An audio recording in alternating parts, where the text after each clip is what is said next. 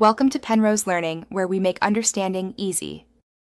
You begin by confirming eligibility.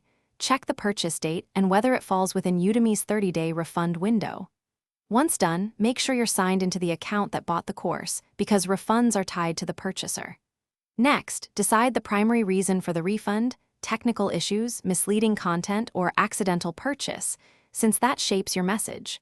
Prepare order details: course title, purchase date, and order number. Having these ready speeds up the process and avoids back and forth. You now submit the refund request from the course page.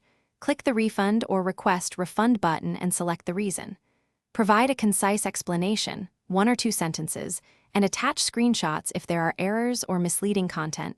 Visuals help. Once submitted, Udemy often auto-approves straightforward cases.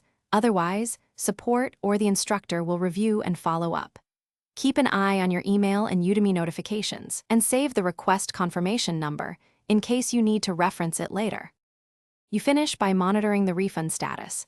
Check both your email and the payment method used, because banks may take 5-10 business days to post refunds. If Udemy denies the request, respond promptly with additional evidence, screenshots, timestamps, or transcripts, and politely request escalation to support. If that still fails, ask for a clear reason in writing and confirm next steps. Keep records. Finally, once the refund posts, verify the amount and close the loop by archiving all related correspondence for your records.